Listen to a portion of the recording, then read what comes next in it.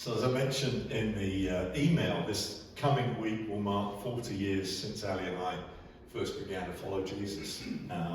It's been an amazing journey full of highs and lows, and Ali's going to share a little bit about how that began and give you one or two thoughts, and then I'm going to reflect on our journey in more detail. So come and tell us what happened.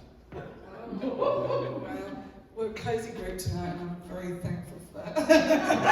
So whenever I'm speaking, it's just like, oh, cozy group, yeah, I can do this. I'm going to start off with Psalm 100, verse 5. For the Lord is good, and his love endures forever. His faithfulness continues through all generations. And I think 40 years, this side of 40 years, I can definitely say that because I can see it in the generations now. So, yeah, it's amazing looking back. So, God's faithfulness is weaved throughout my life, and I'm sure throughout your life as well as you look back. I'll explain how first we met. So we met in college. Pete was a year ahead of me in college. I'd moved down from London to the South Coast, and I was dating someone. He was in a rock band. It was a disaster. That ended after about 6 months, and yeah, it was just, yeah, you know, how it goes in your teen years. Anyway, so I, for whatever reason, because I actually grew up in a, I wouldn't say atheistic home, but we definitely weren't churchgoers, and I don't think we owned a Bible between all of us. So I think I went to church for funerals and for Girl Scouts, which we call something different over there. Girl Guides, we call them. So, you know, once in a while I'd shop in church for some kind of thing where they carried flags or whatever. I don't even know what that was about. But, and I remember watching as a kid the Jesus movie on TV, the one with Jesus of Nazareth. And crying my eyes out, thinking, why did they do that to such a nice man? And not really understanding he was the Son of God, but that, you know, he was this nice person and killed, basically. So I really wasn't very churched, I'd say. So anyway, getting back to college. So we were in college. My ex was still in college. I knew he didn't like smoking, and I grew up in a non-smoking household. So for some strange reason, I thought it would annoy him if I started smoking. Don't even ask me how that was a thing. So, you know, I probably did inhale eventually, but, you know, I probably choked a few times, you know. I go back to that Grease movie where, you know, Sandy's hanging out with the pink ladies and she's trying to puff a cigarette for the first time. She's making a little mess of it.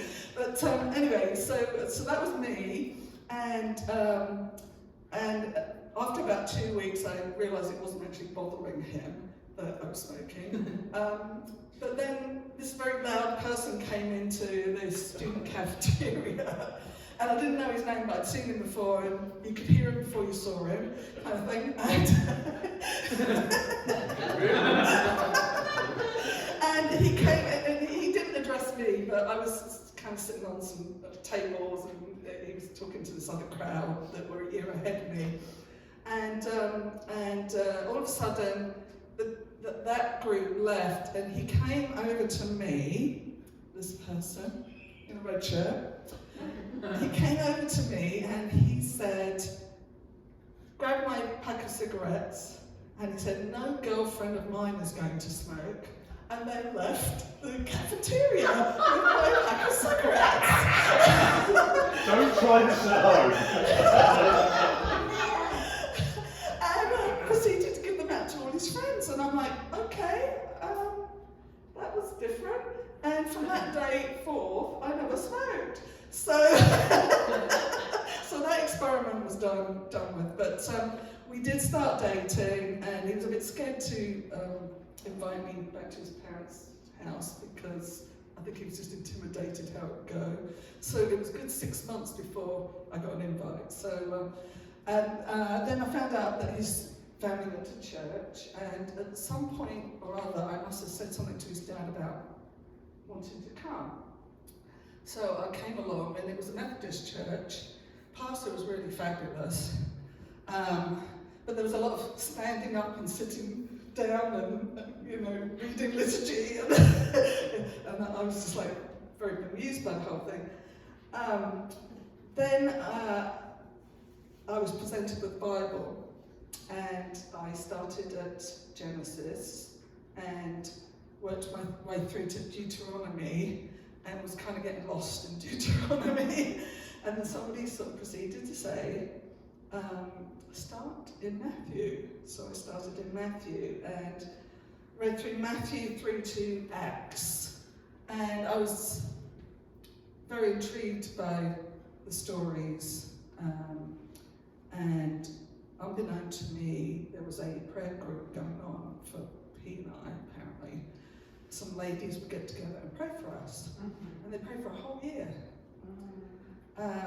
And towards the end of that year, there was an invite that went out to us from his mum and dad. Could we possibly come on a trip to Bristol? And I'm like, Bristol's like 2 hours from here, and it's a weeknight, and I'm in college, and I probably got tests, and I was putting up all these barriers of why I couldn't go.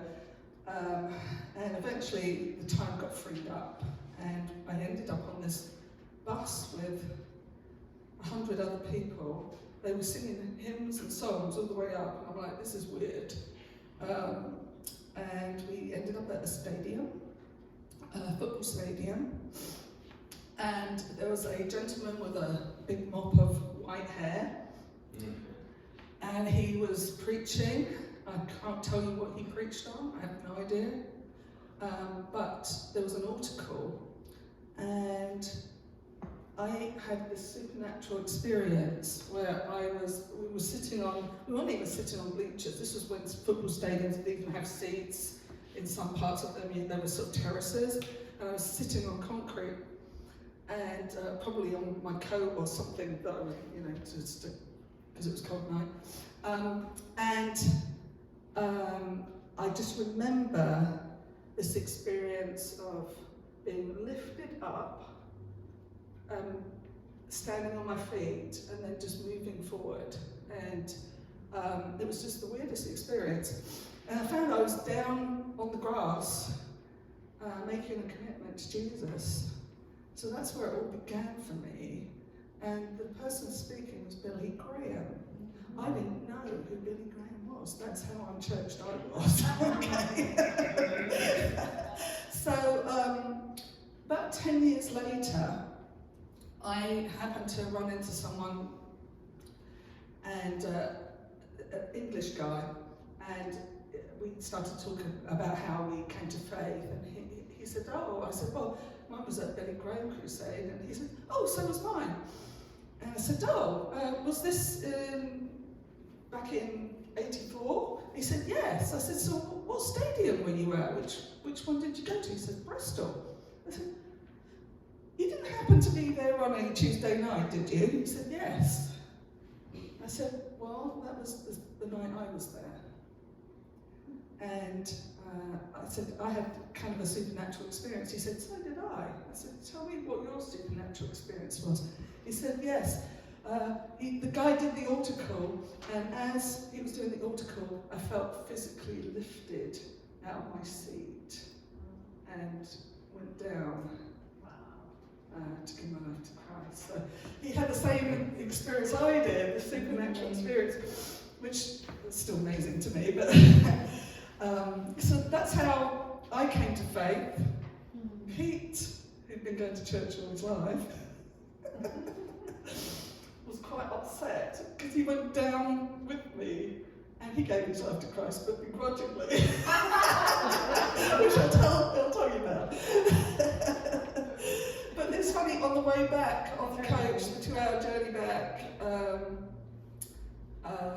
I was singing along with people that I wasn't singing with on the way up, which is quite interesting. So God's been so faithful, because, you know, even, and I really believe this, I found out that when my mum was a baby, she lived in another part of the country then, than she does now, but when she was a baby, they had an American Air Force guy live with the family. I guess they were looking for accommodations after World War II or during World War II, because I think she was born in 44, yeah. This Air Force guy was a chaplain, and he gave my mum a Bible, which I have actually. It must have been a standard issue military Bible. It had a metal front and back to it, and I still have it. And I've often thought back to when this man was staying in their house, whether he prayed over the family, and he prayed over my mother, and that the seeds were planted there, and it visits the generations. So God weaves a pattern through our lives. He provided us a spiritual mum and dad. They didn't know they were going to be our spiritual mum and dad, but it turned out that we had a lot of teenage angst that needed dealing with. And God just provided someone to help us in the journey along. I look back and I'm thinking, I don't know that we would have made it without those people in our lives.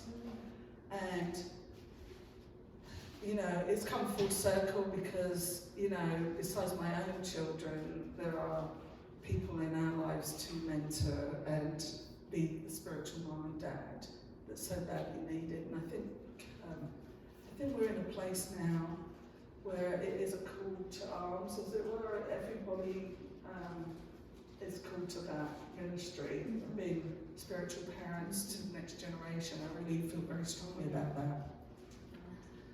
You know, even at my lowest points and my highest points, God's always been there. You tend not to think about God as much at your highest points, but definitely in your lowest points, and there were some pretty low points, even in our Christian walk. But I found even with that in those very low moments, that's when you're closest to God. That's when you press in. Instead of running away from God, you press in, and that's where things come through. You know, God comes through. Some of the closest times with the Lord have been the most painful, but not necessarily. How could I explain it to you? I hope you're going to edit this later. I'm hoping you're going to edit this, but you know, even at those lowest points when you press in and it's your heart aches, you're in pain, and God comes to you, it's like, you know, where it was about being closer than a brother kind of thing. He's wrapping his arms around you, and you know, in a sense. And one of those difficult times was we'd been in ministry. We were in the States. It turned out to be a bit of a disaster for us. We came back to the UK. Weren't even sure if we could be in ministry again, to be honest. It was that bad, the situation. And during this time, I was expecting the twins. I was really depressed. There was a night that we went out for a walk, and I was sort of like beside myself. I was like, what's going to happen? We moved back to England. We're not even living in our own house. We're living in somebody else's house. We're going to have 4 children, not 2 children, pretty soon. And how's this even gonna work out? We gave up our careers, trying to get back into the job market, and then 4 children. How's this all going to work? And I remember being in this really, really low place, and I can take myself back to that point right now, where we were standing. We just walked around the neighbourhood. We were standing under a tree near a bus stop, and I remember saying, crying out to the Lord, how's this going to work? And for whatever reason, I just knew that he had this. He had this. There's a song that we sing at this church about the government being upon his shoulders, but the Lord's got the government on his shoulders. And there's that sense of his shoulders are so broad. His shoulders are so broad that even my little thing he can handle. It's not going to sink him. When we sing that song, I go back to that place. Everyone's got this place in their lives where it's been the lowest of the lowest moments, and it can only go up from there. You know what I'm saying? It can only go up from there. And so when I go through hard times, I often go back to that place. I'm like, it can't be worse than this. And look, he took me out of the pit. Took me out of the pit. Now, he used other people to take me out of the pit. Our home church, there was a lady that played the piano. Didn't really know her very well. She didn't really know much about me, actually, but she sent me a letter. And it's just God just bringing some encouragement. And she sent this letter, and she had no idea what was going on. We really kept quiet about our circumstances. And she said that she had a picture of my hand, and it had this massive scar on my hand, and it really opened up. And that the Lord had told her to tell me that he was going to heal that scar, and he would heal it in a way that there wouldn't even be a scar, like there'd be nothing there to see. And she had no idea what those words meant to me at the time, but it was a promise to keep hold of during a very, very tough time. And I saw her about 20 years later. We made a trip back to the UK, and we were going to our friend's church on a Sunday, and lo and behold, she's standing there in the congregation. And I'm like, this is my opportunity to tell her what she did for me 20 years ago. I mean, how often do you get that opportunity? And I said, you have no idea how much that meant. Just those words. I don't know. Anyway, just amazing. We have many other words from other people, even as far as Mexico during that time. And then what happened was the Lord said, because I was carrying a tremendous amount of shame, I didn't feel worthy to be a believer. I didn't felt like I shouldn't be in ministry. I shouldn't really be around the body. I allowed the enemy to attack me in such a way. He was just really trying to take me out, but he wasn't just trying to take me out, he was trying to take us out. And the Lord said, I will be your healer. And so I hung on to that promise. And he did heal me, actually. So what happened was, we came through this 18 months of real darkness, and he had gone on this extended fast for 40 days, and all he was eating was kind of like juice from vegetables. It was kind of a disgusting diet, but anyway, he was getting thinner and thinner to the point where my mum thought he was really sick, and she's not a believer, so I couldn't really explain it to her, and he got through this fast, and the Lord, we're waiting for the Lord to break through in our lives. Well, a whole fat nothing happened. And so it was just like, look, God, where are you? We've done this 40-day fast, and blah, blah, blah, nothing's moved. And but what happened is the Lord was actually sorting something out. He said to me, I'm going to heal you. I'm going to heal us. I'm going to heal you. And I'm going to deliver you. and he sent something through the mail actually. It was a brochure for a ministry, a conference, and we've been listening to a lady called Jill Austin. I don't know if you've ever heard of her. Anyway, she moved in the prophetic, and I remember the first time I heard her squeaky voice on a road trip, and I couldn't handle the voice. I was so depressed. I couldn't even handle the voice. So we took the tape out. This was back when it was just cassette tape. And I threw it in the glove box, and I said, "Oh, forget that. Then we're not going to listen to that." Well, we went on another road trip about 6 months later, and he said, like, "Oh, have we got any teaching tapes in the car?" So I pulled this one out with Jill Austin again. I said, "Well, remember the last time I couldn't stand it, I couldn't squeaky voice? Well, let's give it another try." So I put this cassette tape in, and I listened to it, and it was just the word of the Lord for us. It was totally the timing, and it kind of blew my socks off, this message. And I'm like, I want to meet this woman. I want to meet this woman. This is amazing. Well, so what happened was this brochure came through, and Pete said, "I think the Lord's leading us to go to Bible school." And I'm like, "Okay, so what are you looking at?" He says, "Well, I'm looking at one in Oregon, in Portland, Oregon, and I'm looking at one in Kansas City." And I'm like, "Well, I know Portland, Oregon, I've been there many times, let's go to that one." He's like, "No, I think we're going to Kansas City." And I'm like, "Where is Kansas City? Show me it on a map, you know." And I'm like, "I know no one there, and who knows?" Anyway, and then this brochure came through, and I looked at the brochure, I'm like, "Oh, women in the prophetic, this sounds interesting." And then I turned over the back of the thing, and listed in the who was speaking was Jill Austin. And I'm like, "I think we're going to Kansas City." And we made the decision, and within 8 weeks, we were in Kansas City with 4 children, 8 suitcases, and 4 pieces of hand luggage, and 2 car seats. And while we were there, the Lord did deliver me. Actually, I actually had deliverance ministry. I knew I needed deliverance.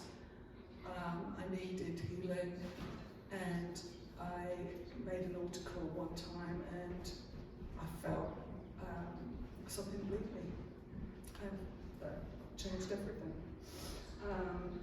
So, you know, God's been very faithful in the valleys and on the mountaintops.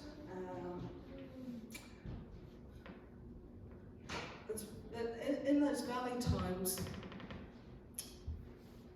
I never got to a place where I'm like, "Okay, I'm not following you again, Jesus." I never got to that place because I remember reading John 6:68. Okay, it's a conversation that the Lord had with Peter, or rather Peter had with the Lord actually. Simon Peter replied, "To whom will we go to? You have the words of eternal life."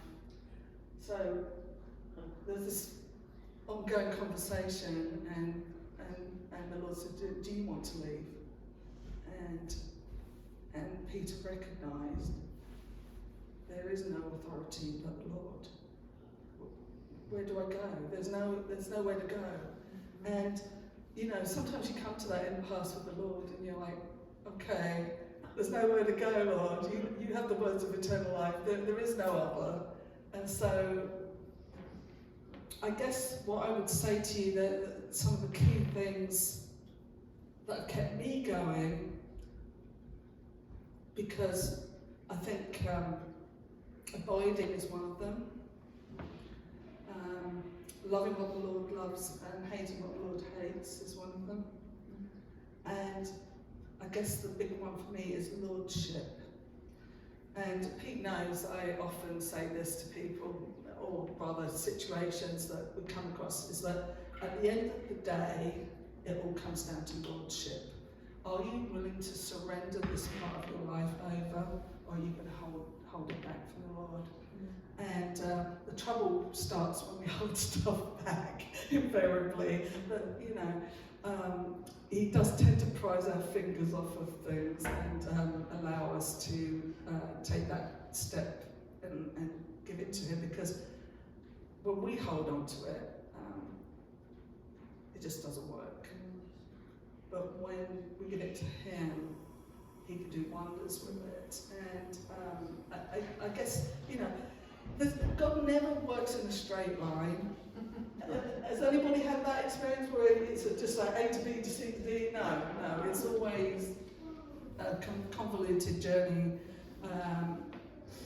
And Lordship really covers the main thing. When last summer I was at a summer camp with a bunch of people that I didn't really know. Some of them I knew, but most of them I didn't know. It was up in upstate New York, and we were there for 2 weeks, and it was a really good time. It was a difficult time, but it was a really good time. And the Lord gave me a bit of a vision, actually. And the vision was this. It was Pete and I were in inner tubes, and we jumped into this river. And we're going down this river, and some other people joined us, and they tied their inner tubes to our inner tubes, and we were going down the river together, and just a lazy river kind of thing. But it wasn't lazy. It was, but you got the idea. And then, other people come, and then other people tie onto theirs, and we'd be going down this river, and then other people would untie and go off in a different direction. And occasionally we'd come into a dock and unload our garbage and restock for the journey. And then we'd carry on, going down this river. People would cross our paths. People would kind of enter stage left or leave stage right, and the point of the river was it was going to the sea, and we would all end up at that destination, and it was the sea of God's love, and it was this picture of we travel together, we cross-pollinate, we're in each other's lives, sometimes for long seasons, sometimes for short seasons. It's okay. It doesn't matter how long the season is. The point is we're on this journey with the Father to the sea of love, where we all get to be with him. And I tell you what, after 40 years, that really, really freed me up to not be performance oriented, to just allow people in and out. Yes, you mourn people that leave ahead of you, but you're going to see them someday, and you're just on this journey with the Lord, and it's okay. And so I just want to leave that with you, because I've been all over the place with this testimony, but there's a lot of peace that comes from knowing the Lord, and from just knowing the Lord and working in your life. You look back at the generations, but you also look forward to where it's taking you on that river, and that we're in good company. We're all in good company on that journey, and we're all bolstered by that ring that we're in, keeping us afloat, and we cross-pollinate with each other. And it's okay to let go. It's okay to invite new people in, and I just want to